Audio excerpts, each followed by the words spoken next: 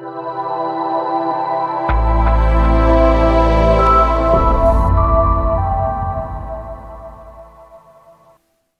back, everyone, to the eCoreAcademy e-learning platform.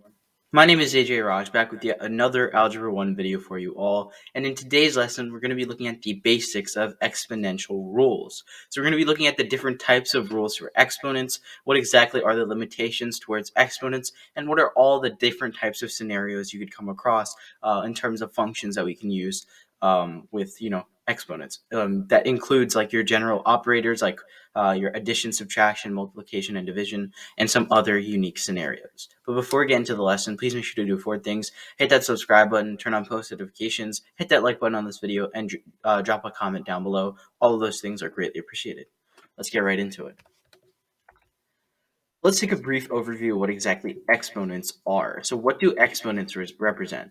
Exponents are very key, and we have gone over some of the basics of what an exponent is, but now I want to just recap the entirety of exponents and their general rules before we actually get into exponential functions, which is the next few lessons all about exponential functions and their properties. So, an exponent, just a basic definition. An exponent is the numerical placeholder for the power in which a number, or in this case your base, is raised to. So if you think about, 3 to the 4th, say for example, 3 would be your base, like we've covered before, and then 4 is essentially your exponent. It's the power in which you're raising it to. Now, what exactly does that mean? What does the exponent or the power mean? Same thing.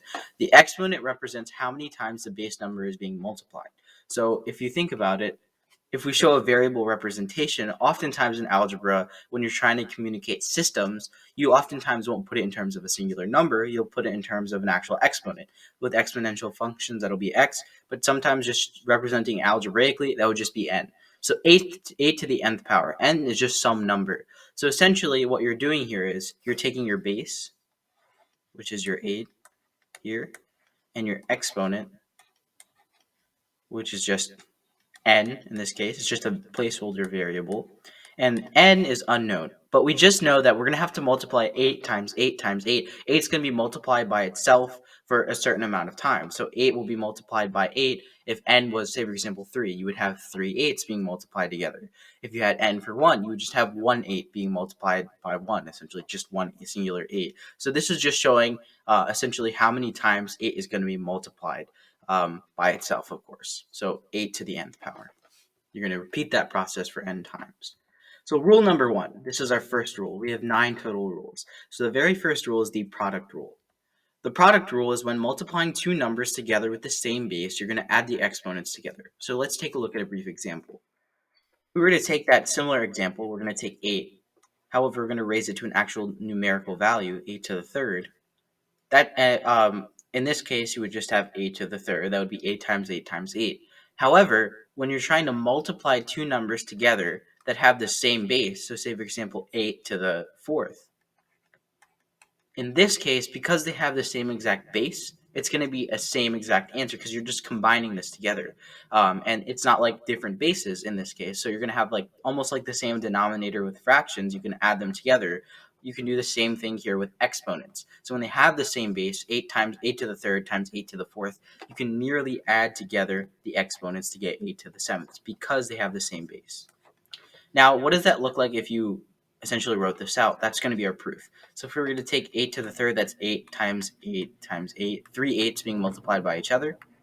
And then we're multiplying that by 8 to the fourth, which is just 4 8s being multiplied, 4 8s being multiplied together. So 8 times 8 times 8 times 8. And when we combine that together, we said that we can essentially count out that we have a total of 7 8s here. Since 7 8s are being multiplied to each other, the way to simplify that and write that in simplest form is just merely 8 to the 7th. So that's our proof. All right, on to the second rule. This is the quotient rule, basically like the opposite of what the product rule is. So if you think about product rule, that's adding the exponents. The quotient rule is essentially the opposite. So when dividing 2 numbers with the same base, obviously these are bases raised to an exponent, you're just going to subtract the exponents from each other. Obviously, the number on the top, you're going to subtract the bottom number's exponent from the top number's exponent. So, for example, if we were to have 6 raised to the 5th power, except that 6 to the 5th is going to be over divided by 6 to the 3rd in this case. Now, since they both have the same exact base, what we can do is use the quotient rule, and instead of adding these together when you're multiplying them, we're going to do the exact opposite, subtract exponents when you're dividing them. So essentially 6 to the 5th over 6 to the 3rd, you're just going to get 6 to the 5th minus 3, and that's just 6 squared. Now the proof for that, if you were to write this out, you would get 6 fives, 6 times 6 times 6 times 6 times 6. And then afterwards on the bottom, you would just get 6 times 6 times 6, just written out in expanded form. Now, if you were to divide these by each other, you're just going to cross cancel, essentially. Cancel out 3 6s with the 3 6s on the bottom when you're multiplying, and you're just left with 2 6s. So that's just going to be our 6 squared. All right, on to the third rule. That's going to be our power rule. So the power rule occurs when you're raising a number's exponent to another power. So essentially you have an exponent and you're just raising that exponent to another power. What do you do then? You're just going to multiply the exponents together in this case. So for example, if we were to have 5 to the 4th, but instead we're raising 5 to the 4th to the 5th power. So essentially that's going to look like 5 to the 4th, except that we're having 5 to the 4th essentially being multiplied by itself 5 times. So 5 to the 4th times 5 to the 4th times 5 to the 4th, etc., etc. That's going to happen for 5. You're going to essentially count out 5 to the 4ths being multiplied by each other. So the way to do that is you're just going to multiply the exponents together, essentially, because that's going to sum up. All of these are going to sum up if we take our properties. 5 to the 4th times 5 to the 4th is 5 to the 8th, because you're adding the exponents going on and on and on. You'll get to the 5 to the 20th. So that's just the same thing, except it's a shortcut. You'd multiply the exponents together to get that same 5 to the 20th power. All right, on to rule number 4. This is negative exponents. So this is the negative exponent rule. And in this rule, when you're raising a number to a negative exponent, you're going to flip the number to its reciprocal and change the exponent to a positive. So I'll show you how that looks. It's fairly simple. Oftentimes people get confused, but that's because they just don't know their basic powers. This is something that's a little bit more complicated, so you need to memorize some of these patterns. So let's take 6, for example. We're going to raise 6 to the negative 1 power, the negative first power in this case. So if we're raising 6 to the negative first power, what's that going to equal? Well, the first thing that we have to do is as soon as you see a negative exponent, you're going to flip the whole entire value. So in this case, you're going to put it over under 1. The reciprocal is essentially flipping it over. So 6 to the negative 1 is equal to 6 to the negative 1 over 1. Anything divided by 1 equals itself. Now, in this case, you're just flipping them with each other. So 1 would go on top, and then you just be left with 6. And in this case, you would just write 1 as 6 to the first. That's what the negative implies. Now that you've gotten rid of the negative, you can just leave it as 6 to the first. So 1 over 6 to the first. That's just going to simplify to 1 over 6. So same thing if you had, say, for example, 6 squared. 6 to the negative second in this case. That's just going to equal 1 over 6 squared. Because you can take this negative, and that means you're going to put it under 1, essentially. Make it its reciprocal. Flip it over. All right, rule number 5, 5 of 9. This is going to be our 0 rule. And in the 0 exponent rule, what exactly is happening? Well, that's going to be when you're raising a number to the power of 0. The number will always be equivalent to 1. Now, I know this might be a little bit more difficult to understand. This is one of those properties that, people think they just want to memorize, but I'm here to give you the explanation for it so that you're not, you don't think that this is just something that we made up. This is logic within the rules that we create. So let's say, for example, 3. We're going to take 3 and raise it to the 0 power. 3 to the 0 power is essentially going to equal 1 in this case. Now, according to our property, any number raised to the power of 1 is going to equal, any power raised to the power of 0, any base raised to the power of 0 is going to equal 1. Now, the reasoning for that is, remember when we wrote out our, essentially what variables represent on our exponents. So this 3, right, 3 to the 0, can essentially be written as 1 times 3 to the 0 power. Because any power, any base number, 3 squared, 3 to the 4th, any exponent, you can always multiply it by 1. It's still going to equal the same value. So that's essentially another way of writing 1 times 3 to the 0.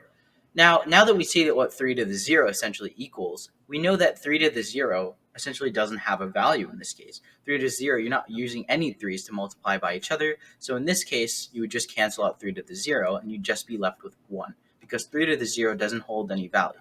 So in this case, you would just be left with 1. Now we're on to rule number 6, and this is the power of 1 rule. So this is essentially when you have a number raised to the exponent of 1.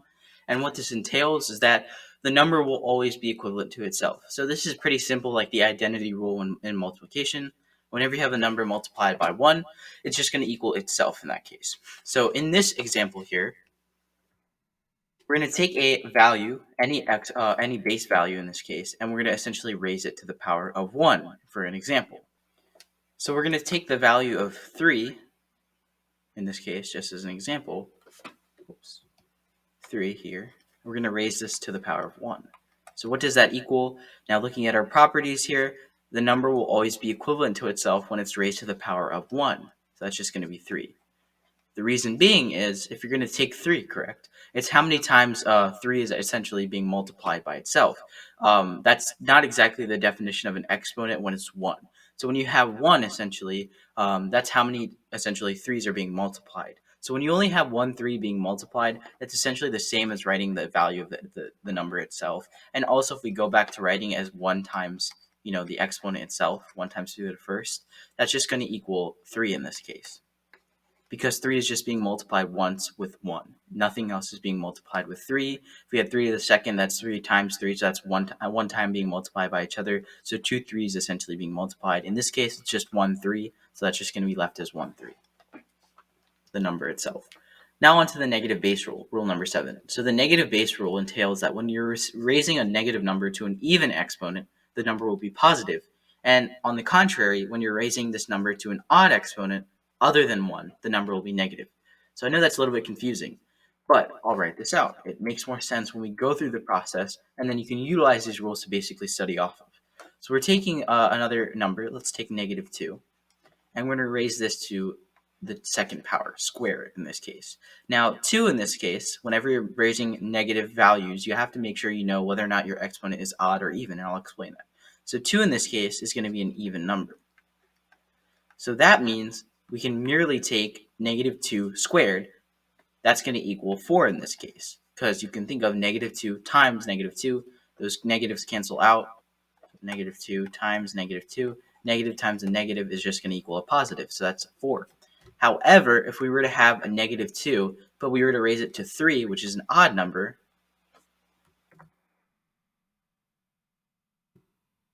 your answer is essentially going to change.